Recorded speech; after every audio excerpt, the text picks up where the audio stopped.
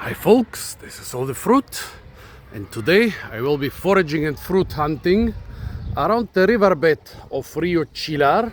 I'm sure I'm butchering the name, and the nearby town of Nerja on the Costa del Sol in Spain. Here we are basically in the most subtropical, or well, not yet tropical, but in the most subtropical climate, not just in Spain but in all of Europe.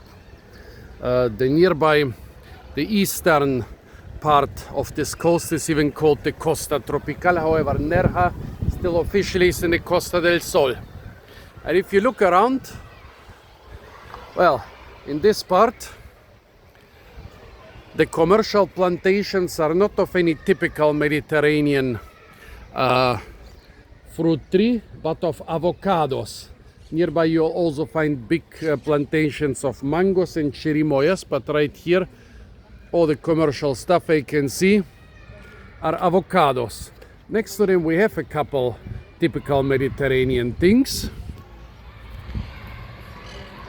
Over there with the big leaves we have a couple fig trees, which are from the eastern Mediterranean. They are not native to Spain. Here with the red flowers, a pomegranate. Left of the figs with the bluish whitish leaves, an olive tree. Here two small citruses, and so on. Of course, since Nerja is a town and a tourist place, also a lot of ornamentals. Benjamini fig. Here we have some catalpa, Canary Island date palm. I totally forgot the names of those two things in the background, but I think they are from Australia.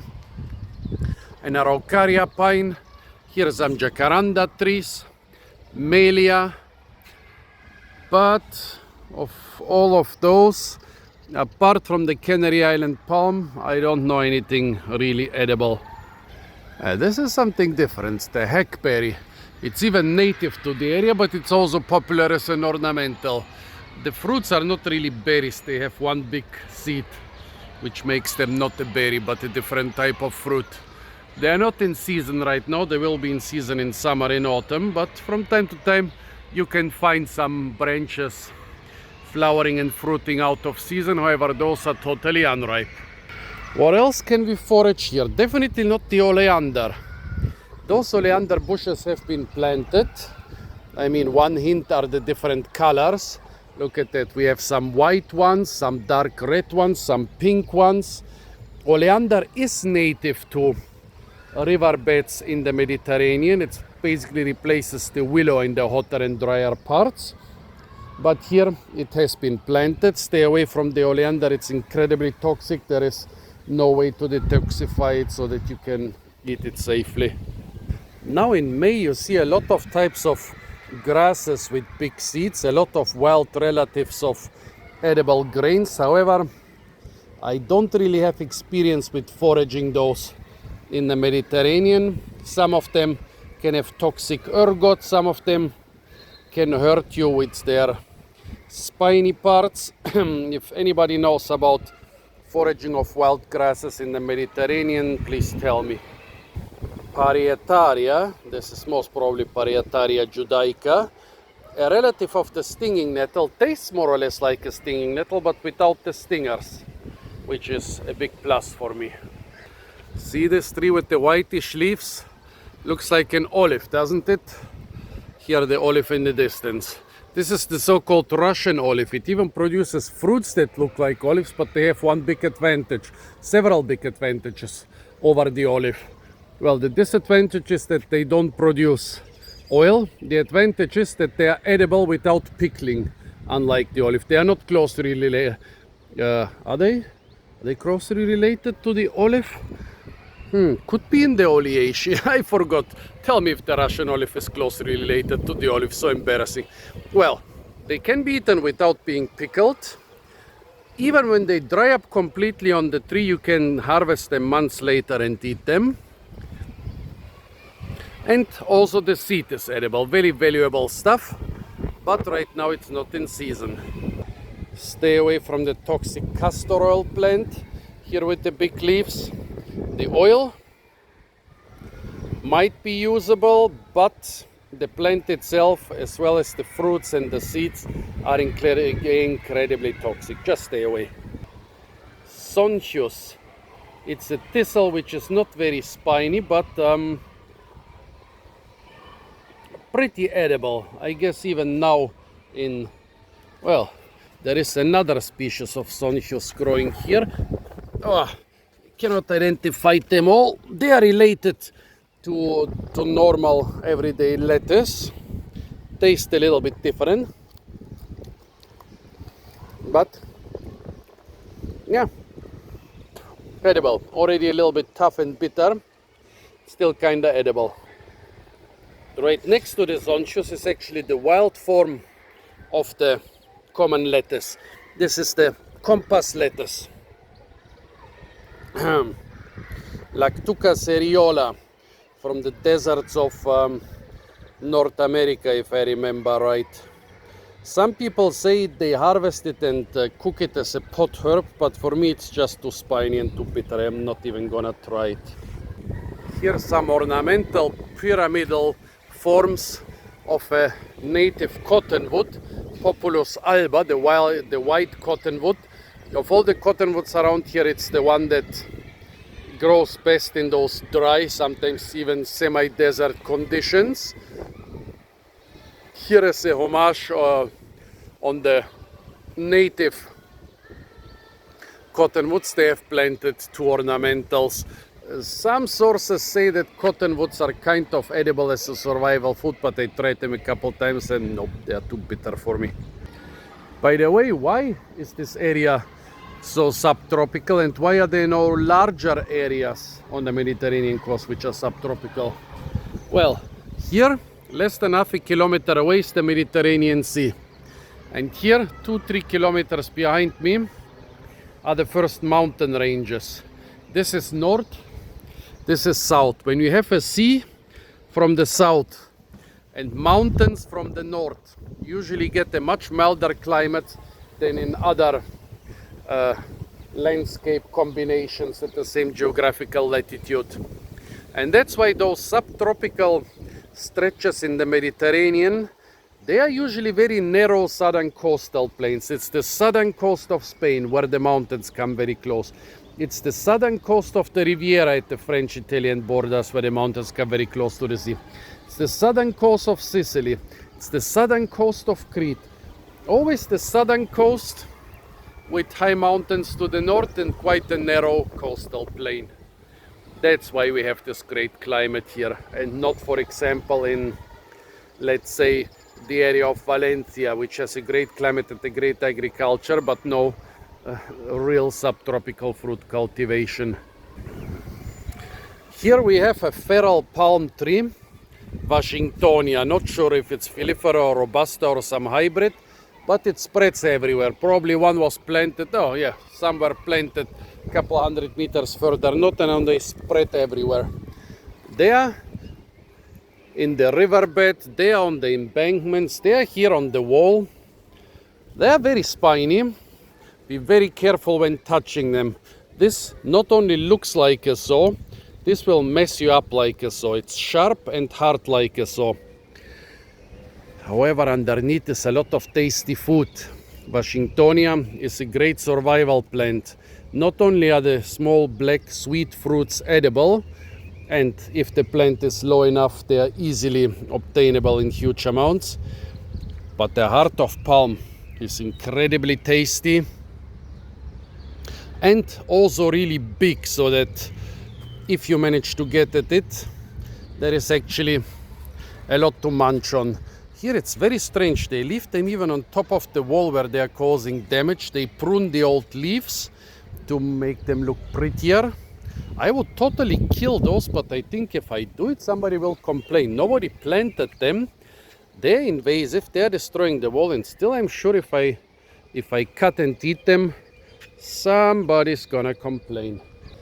I might still do it. Those things are super tasty. What else have we got here? Konica albida. In the last years, it has become a big problem in many parts of the world. In Germany, It's a big problem even in agriculture and natural habitats now. Here in the south, especially in southern Portugal, people complained about it to me. People from the American Midwest complained to me, and they start seeing it even in remote jungle villages in Borneo. Here, some, well, not elms. What is the English name? This is Fraxinus, Fraxinus angustifolia, probably. I forgot the English name. Good timber, but apart from that, I don't know any edible uses. It has quite sizable fruits that look like a maple fruit with just one fruitlet, but I don't know if they're edible. In the distance, right to the right of the building, there is another date palm. This is the Arabian/African date palm, from which the commercially available edible dates come from. Yeah, it was introduced here by the Arabs over 1,000 years ago as a fruit tree. Nowadays in this area it's not used commercially anymore. In the area of Elche in southeastern Spain, there are still commercial plantations. Nowadays here it's mostly an ornamental or a relic of an old agriculture. Underneath it you can see a couple yuccas, those are fully ornamental, and a really nice old pomegranate. Here another palm tree, the European dwarf palm, the only palm tree really native to those hills here around us, and the only palm tree native to the European continent. Others are being cited as being native to Europe, but they're only native to some remote islands, not to the European mainland. Out of all palm species in the world, the dwarf palm is by far the one that grows furthest north. Wait, yeah, there are a couple wild ones here. I just wanted to say I don't think I'm gonna see wild ones here, but now I saw some. Let's go there. Let's cross this little bridge. See this plant with the beautiful blue-green leaves and the yellow flowers? This is the tree tobacco, or the tobacco tree, also known as the blue-green tobacco because of the color of the leaves. It was introduced here as a tobacco variety or species for smoking.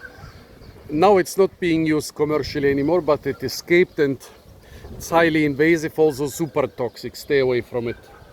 Right next to it, the Canary Island date palm is becoming invasive, also mildly invasive, but still also horribly tasty. I want to cut down one of those trees. Oh, here we have a lot of great stuff. See this thing right before the building? This is a white sapote. You don't see them very often. They are a wonderful fruit tree, but still they are not being grown very often in Europe. And it is not in season, but it has a couple out of season fruits. Actually, this morning I harvested some from another nearby tree and ate them. Really tasty stuff. Down here, a couple small dragon fruit cacti. Don't even know if those are really gonna fruit, because usually you need several different varieties and you need cross-pollination and you need hand pollination usually. The tree with all those inflorescences with the yellowish peduncles is an avocado, and the tree here with the greenish reddish leaves is also an avocado. However, this is a young tree and it's not flowering right now. Well, this is flowering, but also avocados are fruiting and being harvested right now. Just like the white sapote, but I've never seen white sapote here on the markets. And between the avocado trees are a couple sugar canes. Sugar cane used to be a very popular, a very dominant crop around here. There are even old sugar cane mills everywhere. The last fields I saw them abandoned decades ago, but people still have a couple plants here and there. Oh, see those giant dandelions? That's Dragopogon. The buds and the young fruits are actually edible and quite tasty, but they're a little bit far away. There is a parapet here and I'm too lazy to climb. I want to eat those. I'm not hungry, I just want them. See those trees with the grayish bark? and they have quite few leaves. They are semi-deciduous. This is another main commercial crop here, the chirimoya. Basically, the three commercial crops on the Costa Tropical and Costa del Sol are avocados, chirimoyas, and mangoes. The avocados can be grown in many other parts of the Mediterranean and even in inland areas of Spain. They are not very frost sensitive. Chirimoyas and mangoes are a lot more frost sensitive. And oh, yeah, see, there is a huge fruit hanging down here. See, nice big chirimoya, probably half a kilogram or more. Yummy. I promised you wild dwarf palms. See two of them clinging to the edge of this cliff. I mean, it's not 100% impossible they were planted there, but why should they get planted in the middle of a fruit plantation? So I guess they are wild. And to the right of them, a couple quite dodgy looking papaya plants. Yeah, papaya has become not the main cash crop, but quite a minor crop in the last 20 years, 25 years. It was almost impossible to find papayas grown around here. Now they are quite common. And something has become quite rare in the last 25 years. See the prickly pear cactus here, lush and green. It's certainly being watered as a fruit shrub. Of course, they were quite common in the hills and on the slopes, like everywhere in the Mediterranean, quite invasive. But in the last 20-25 years, constant persistent droughts killed basically all of them, except for the ones in the gardens, which are being watered profusely. Here are a couple close-up papaya plants. They are not trees, it's basically like a giant herb. Those are not very giant, those are quite small. 3 of them down here. But I've seen giant, some of the biggest papaya plants I've seen anywhere in the world, I've seen here. Despite the fact that they suffer a lot in winter, they lose a lot of their leaves in winter because of the cold, wet air. They can deal with hot, wet. They can also deal with cold as long as it's not really foggy. But while the winters here are basically frost-free, there is some coldness to them, and so, yeah. They suffer a lot, but they don't die in winter, just most of the leaves die, and even the fruits don't die. While the plants suffer, they continue producing fruits throughout the winter. It's amazing. I don't know why nobody has made it into a major crop yet. You see them, you see local papayas in a lot of the fruit shops, but it's not a big export thing like with mangoes and avocados and chirimoyas. Tell me why. They're very easy to grow, basically. Here in the background, a couple pumpkins on the ground. Those must have ripened in autumn and then they were just left and abandoned there. It's already May. They have not rotted away yet. Quite amazing. Here's some better looking sugar cane. Like other types of big grasses, it's often being used in a row along the fence to protect from wind and from prying ice. And sometimes they still harvest it. They don't make sugar from it anymore. I guess, yeah, some people still make rum on a small scale. You can even bring your sugar cane to the rum distillery and you will get bottles of rum for it. Farmers around here tell me that's the best deal of their life. Also, you can make sugar cane juice, which sometimes is being sold on the markets. Good stuff. Yeah, it doesn't make sense to produce sugar or rum here anymore. They're very easy to transport from the tropics to here. But yeah, producing the fresh juice on a small scale kind of makes sense. And this one has 2 different types. One are those taller ones with the reddish yellowish stem, and one are those shorter ones with the dark purple stem. I wonder if they stay short or if they just have been harvested a couple months ago. Down there are a couple plum trees, grapevines in the background. Plums and grapevines, very minor crops around here.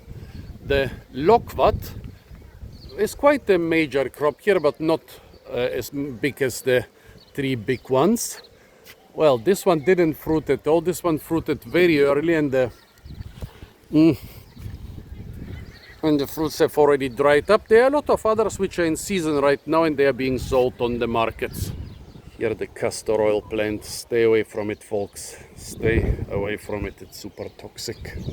Psoralea bituminosa, a wild species of clover smelling very strongly of asphalt, bitumen and diesel. Mostly of bitumen, that's why it's called bituminosa. See those short bananas here? The pseudostem is 1 to 1.5 meters tall. With the leaves together, they are rarely over 2.5 meters tall. Those were introduced very recently, which is quite strange because those are dwarf Cavendish, most probably super dwarf Cavendish, and dwarf Cavendish has been the main crop on the Canary Islands for a century or so, and it took them over 100 years to bring them from the Canary Islands here, where they replaced other bananas, which I will hopefully show you soon. So this banana, I saw it only once 25 years ago. Now it's, I would say, the most common banana around here. The big advantage is it has two big advantages, baby. One, it's short. Short is important for many reasons. Firstly, you don't invest so much energy into producing 4-meter tall pseudostems plus 3-meter tall leaves on top of them. Then, of course, if you want to harvest the banana bunch, it's easier to harvest it from 1 meter than 4 meters. Also, wind is a major problem. See how the leaves were battered so much in winter, but only the highest leaves. Imagine if this was twice as high, all the leaves would have been battered very much. But this lower stuff survives the winter winds much better. And also with Cavendish, you can pick the fruits while still unripe. With the traditional Orinoco or Topocho bananas around here, you have to wait until they ripen or they will never get really tasty, and often somebody will beat you to it. The neighbors, the birds, the rot or whatever. This one you can harvest still quite unripe, and they are not really in season right now. And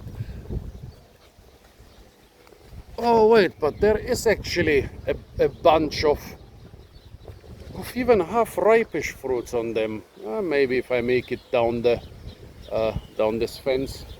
See the giant reed or the Spanish reed? Oh wait, firstly, see there in the background we have the Topocho or Buru bananas. They are twice as high as the dwarf Cavendish, and see how they have been tortured by the winds. So back to the giant reed, the bamboo of the Mediterranean.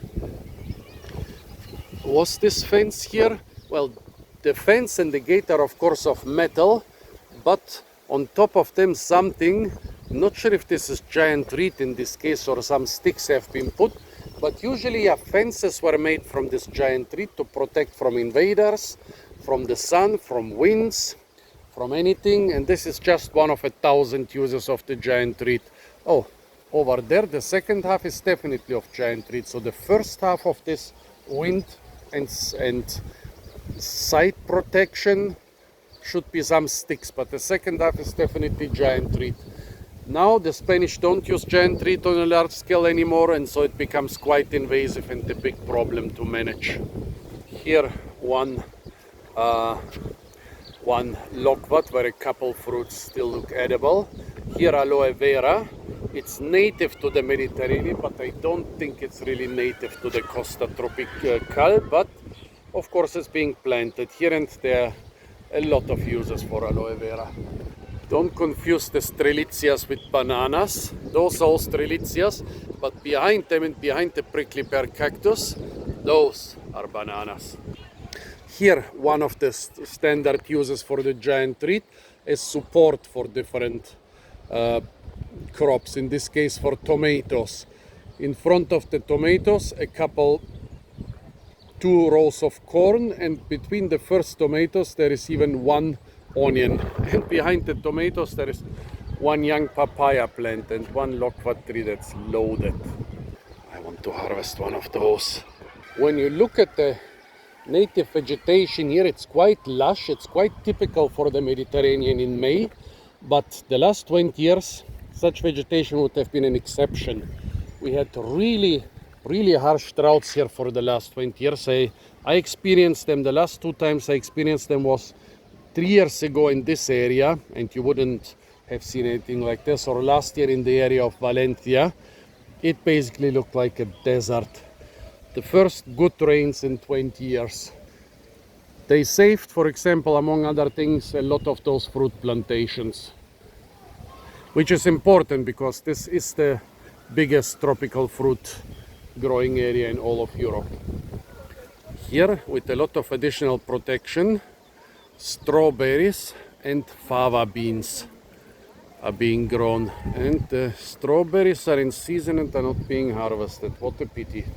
I wonder if this olive has been planted on the fence on purpose, or if it's just a feral seedling. Olives are not native to the area, but they have escaped into the hills thousands of years ago, and you can find as well as the cultivated form Europea, as well as the wild form Oleaster. You can find them both in the hills growing like natives. Those 2 green bushes down in the riverbed, well, one of them is a bush, it's a young tamarix, but the right one is a fennel plant, not a bush but a herb. Here Tropeolum majus, an invasive ornamental. Here somebody has planted cacti and figs and has watered them, otherwise the cacti and also the figs wouldn't have survived. But here I hoped for maracuja or passion fruit vines, but no, this is just Parthenocissus. This is an American relative of the grapevine. Nope, no passion fruits to be harvested here.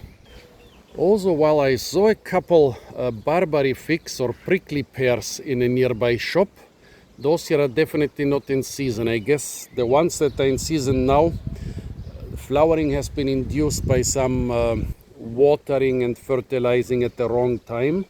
But basically the season for those is in autumn, and yeah, they need half a year. Some bigger dragon fruit cactus here in the background. Also a peach tree.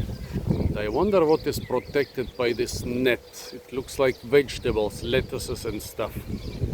Here's some more of those super dwarf Cavendish, and you can even glimpse a bunch of fruits here. I want to harvest one of those. I'm sure somebody will call the cops. This is the first heart of palm I ever harvested in a very similar place, in one of those desert riverbeds in Arizona. The management team had cut down a couple of those palms which were growing there. I mean, they are native to Arizona, but still they don't want them where a flood can come and they can stop the flood and flood the area. Those areas have to stay free. So they cut down one of those and cut it into pieces. And me at my pocket knife, we finished it off, and so I went home with the whole backpack full of super tasty heart of palm. This was the first heart of palm I ever ate, this species, and I harvested it myself. Well, with a little help from the management team and their chainsaws. This tree here is a Ligustrum lucidum, not edible, coming from East Asia. Nowadays it's even possible to grow it in very mild parts of Germany. And here it also grows in the basically frost-free, most subtropical parts of Europe. I want one of those palms, I cannot stop myself. Oh. Your heart is mine, but first I have to climb down. Oh, there is a very convenient hose growing down here. Might be convenient.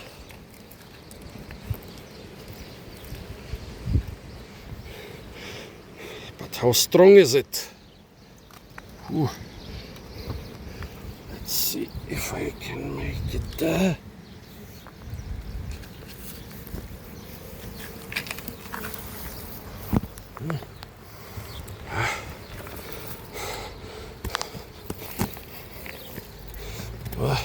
Why is this barrier almost vertical here? In other places it's they're at a much more gentle incline. Oh yeah. Okay, now made it down at least. You are mine. Will I be really able to harvest it with my little pocket knife? It's not a very big palm, but it's not a very good knife either. Maybe I should do a separate video about this, folks. What do you think?